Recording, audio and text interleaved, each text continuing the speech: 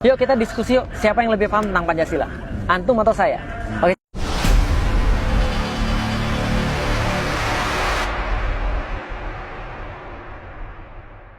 Pancasila, tuduhan orang terhadap pusat anti Pancasila dari NKRI. Ya, jadi gini, siapa? Enggak, ya. Enggak. Jadi kalau tuduhan-tuduhan anti saya jelasin gini. Oke, sekarang kita mau ngetes tentang Pancasila. Saya mau ngajarin antum tentang Pancasila dengan satu diskusi yang antum bisa bawa kemanapun. Jadi kalau antum dibilang anti Pancasila, antum langsung bilang aja, yuk kita diskusi yuk, siapa yang lebih paham tentang Pancasila? Antum atau saya? Oke, coba lihat ya, gimana caranya. Jadi gini, Pancasila ada berapa sila? 5. 1. Tuhan Yang Maha Esa. 2. Adil dan beradab. Yang ketiga, Persatuan Indonesia. keempat, Kerakyatan yang dipimpin oleh hikmat kesetaraan persoalan perwakilan. yang kelima, Keadilan sosial bagi seluruh rakyat Indonesia. yang paling panjang yang mana? 4. Saya nggak bahas yang pendek-pendek, nggak level, yang panjang aja. Coba ya, kerakyatan yang dipimpin oleh hikmat kebijaksanaan. Oke, sampai di situ dulu. Hikmat kebijaksanaan. Sekarang saya mau nanya, hikmat itu bahasa apa? Bahasa Arab. Oke, ada nggak hikmat dalam arti bahasa Indonesia? Ada nggak hikmat dalam arti bahasa Indonesia? Buka KBBI, Kamus Besar Bahasa Indonesia, ketik kata hikmat, Anda akan lihat artinya adalah kebijaksanaan. Berarti arti hikmat adalah apa? Oke, sekarang artiin hikmat sebagai kebijaksanaan, baca ulang. Kerakyatan yang dipimpin oleh hikmatnya diartiin, kerakyatan yang dipimpin. Ngapain ulang 2 kali saya tanya? Nggak mungkin ulama-ulama yang buat Pancasila itu redundant, ngulang 2 kali. Nggak. Al-Quran itu sangat detail. Dan yang baca terbiasa detail. Orang muslim itu terbiasa detail. Hati-hati ngomong dengan orang muslim, karena orang muslim itu terbiasa detail. Dia akan memperhatikan setiap kata itu benar. Contoh, hikmat kebijaksanaan. Nggak mungkin kebijaksanaan. Kenapa? Pasti ada maksud yang lain. Oke, kita coba lihat. Arti hikmat dalam bahasa Arab. Apa bahasa Arabnya hikmat?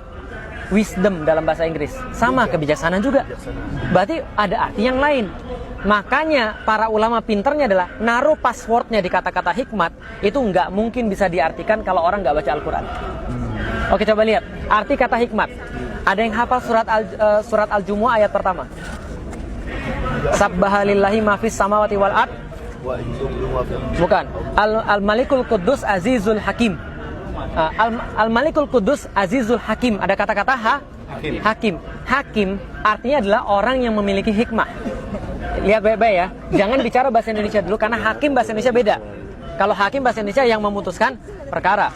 Tapi ini bahasa Arab. Hakim adalah orang yang dikasih oleh Allah hikmah. Coba lihat baik-baik. Hikmah yang dikasih oleh Allah itu banyak orang dikasih hikmah. 1. Luqmanul Hakim dikasih hikmah. Yang kedua, Nabi Sulaiman dikasih hikmah. Makasih Pak. Yang ketiga, Nabi Muhammad dikasih hikmah. Dan hampir semua nabi-nabi yang lain, Yahya, Zakaria dan segala macam, dikasih hikmah oleh Allah. Kalau gitu hikmah itu apa? Hikmah adalah di dalam Islam, hikmah adalah menurut Al-Quran kemampuan yang diberikan oleh Allah Subhanahu wa Ta'ala kepada orang-orang tertentu untuk memutuskan satu perkara sesuai dengan Allah Subhanahu wa Ta'ala. Sampai di sini paham? Contoh, Sulaiman datang orang, cewek 2. Satu bilang ini anaknya, yang satu bilang ini anaknya, ibu-ibu. Maka kemudian Sulaiman bilang, dia tahu syariatnya. Tapi kalau dia terapkan syariat begitu saja, ini nggak akan beres masalahnya. Gitu kan ya? Syariatnya apa? Oke, kita bikin pengadilan. Datangkan bukti, datangkan bayinah dan segala macam. Tapi Sulaiman nggak buat begitu. Apa yang Sulaiman lakukan? Dia punya hikmah. Apa yang dia lakukan? Ya sudah, kalau gitu gini aja. Anak ini kita bagi 2, dibelah jadi 2. Ibu dapat setengah, ibu dapat setengah. Mau pilih mana, Bu? Atasnya atau bawahnya? Bawahnya atau atasnya? Atau sebelah kiri atau sebelah kanan? Gimana kira-kira? Ibu mau pilih yang mana? Salah satu ibu bilang, jangan. Saya nggak mau. Jangan. Daripada dibelah anak saya, kasih dia aja yang ngurus. Sulaiman bilang, ini anaknya orang ini. Kenapa? Dia punya rohim. Sampai di sini paham? Berarti hikmah adalah apa tadi? Kemampuan untuk memutuskan satu hukum berdasarkan aturan-aturan Allah dengan cara yang paling bagus.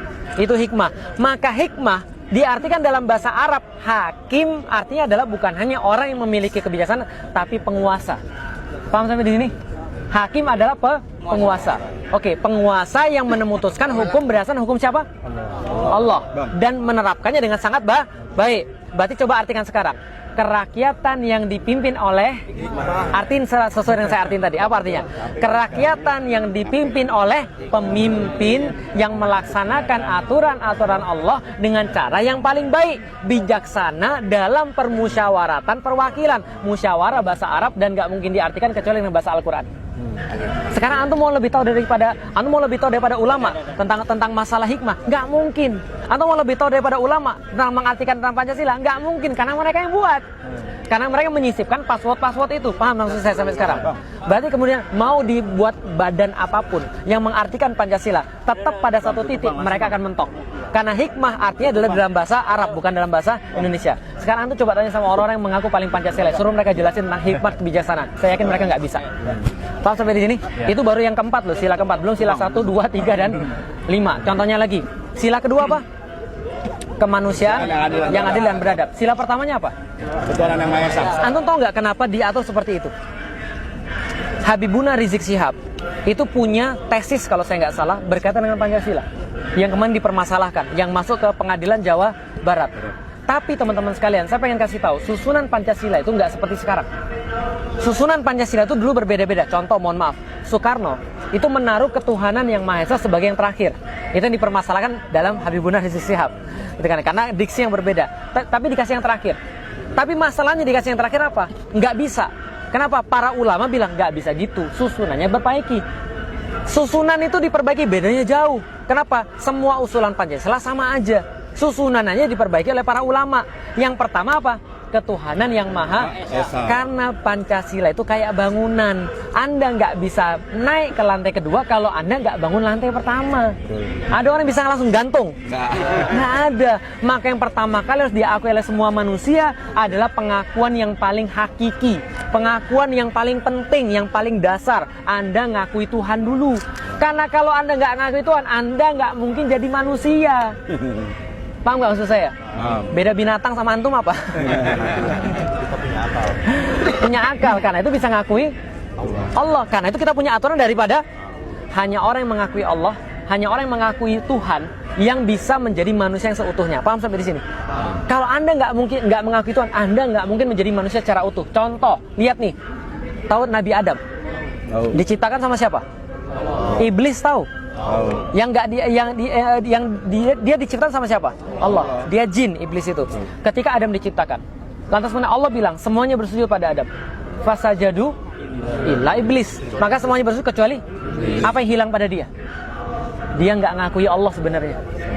Allah suruh sujud sama dia. Apakah Allah suruh sujud sama Adam? Enggak. Allah cuma bilang, saya itu keren banget, kira-kira gitulah. Ciptaan saya ini sempurna, ahsani takwim. Apakah kalian nggak merasa keren dengan semua ini? Sujud sana. Paham gak kira saya? Kayak gini deh misalnya, Anda berhasil gambar sesuatu yang bagus, Anda foto itu kan ya. Anda bilang orang, dan kalau ada orang saya kira, widih keren banget. Coba lihat gini, orang yang nyetak gol di waktu-waktu terakhir Muslim, apa yang dia lakukan? Sujud syukur langsung. Orang tuh ketika mengalami sesuatu yang sangat gila nih, keren banget, dia pasti akan mau sujud. Kira-kira gitulah. Allah bilang, keren gak nih ciptaan saya? Harusnya kalian merasa keren dong, karena ini lebih keren semua daripada Anda semua. Lebih keren daripada jin, lebih keren daripada yang lain. Ini paling keren ini. Sujud dong. Yang Allah minta bukan sujud pada Adam, tapi hormati saya. Karena saya yang minta, sujud. Iblis nggak mau. Iblis nggak mau. Yang nggak diakui adalah Allah sebenarnya. Ketika dia sudah nggak ngakui Allah, apalagi ngakui manusia. Ngapain saya sujud pada dia?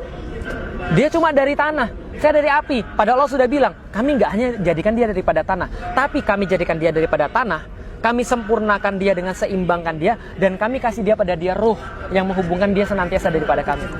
Paham nggak maksudnya? Artinya iblis cuma bilang, gue itu udah lama kali. Tahu nggak cerita tentang iblis? Iblis tuh pas ruku, lama bertahun-tahun. Allah bilang tambah lagi sekian tahun, mau dia. Sujudnya tambah lagi sekian tahun, mau dia. Antum pernah nggak sujud bertahun-tahun? Lah imam sebentar sujud sudah agak lama. Ya kan ya? Dia sudah suruh sujud bertahun-tahun, mau loh, nggak ada masalah. Tapi ketika manusia datang, dia nggak mengakui Allah, karena dia nggak mengakui manusia. Maka kalau ada orang nggak mengakui Allah, dia nggak mungkin mengakui manusia. Lihat PKI. PKI itu yang nggak diakui siapa? Tuhan. Maka dia ngelihat manusia tuh, manusia dipotong, disembeli, darahnya keluar. Itu sama aja kayak ngelihat ayam dipotong. Karena dia nggak pernah memanusiakan orang. Ingat baik-baik kata-kata saya. Kejahatan itu terjadi ketika antum sudah mulai tidak memanusiakan orang. Nggak usah bicara tentang agama dulu deh.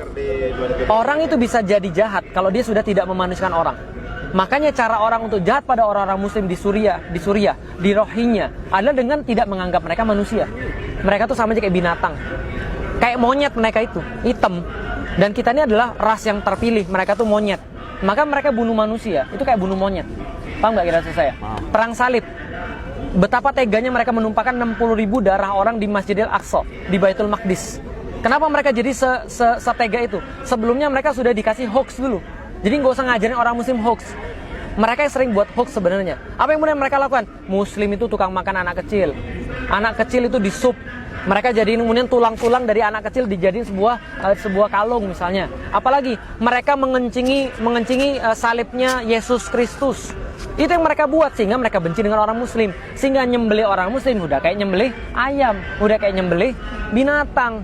Nah, maka kalau ketuhanan yang Maha Esa itu ada, maka baru ada bisa kemanusiaan yang adil dan kalau Anda mempermasalahkan Tuhan, Anda bukan manusia.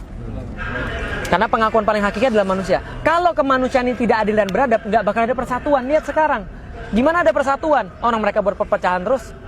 Baru tenang sedikit sudah dibuat. Yang mana yang lebih bagus? Yang berjasa di abad ke-20, Soekarno atau Nabi Muhammad? Gila. Kadang-kadang ya ini contoh misalnya. Baru mau kita tenang dikit. Diadu lagi. Nggak ada persatuan. Kenapa? Karena nggak ada orang manusia. Karena orang nggak menghormati agama. Lah kalau nggak ada persatuan, nggak akan ada pemerintahan. Makanya kadang-kadang saya lucu. Mereka yang di atas sana, oke lah silahkan menang, nggak ada masalah. Ya ini urus dengan baik, ini rakyatmu ini seperti apa, umatmu urus dengan baik. Kita nggak ada masalah, urus dengan baik sana, paham nggak kira saya? Nah tapi masalah dibuat perpecahan sehingga nggak ada pemerintahan. Terus nggak usah pakai payung, tenang. Mereka panas, saya juga panas. Nah yang kelima, kalau sudah ada pemerintahan, baru ada keadilan sosial bagi seluruh rakyat. Itu ujung daripada makosid syariah. Jadi kalau mau debat tentang Pancasila, ayo kita layanin ngomong berapa lama. Tapi kenapa mereka senantiasa menuduh? Antum sudah tahu, antum baca Al-Quran. Orang-orang yang benci sama Islam itu cuma punya 3 cara. Saya mau kasih tahu sama antum. Cuma punya 3 cara. Satu, yang paling pertama nuduh. Fir'aun didatengin Musa, nggak punya dalil, nggak punya pembelaan. Apa yang dia bilang? Allah, anak baru kemarin sore. Allah, kemarin kamu tuh makan duit saya, tahu nggak? Kamu tuh dulu di dapur saya kasih makan. Ngejek yang pertama. Kalau ngejek sudah nggak berhasil, nakut-nakutin. Musa, kamu masih punya kasus loh di sini. Hati-hati loh, kamu masih punya kasus loh. Kamu bisa dipenjara loh di sini. Hati-hati loh. Masih nggak berhasil yang kedua, yang ketiga, yang lain yang ditakut-takutin.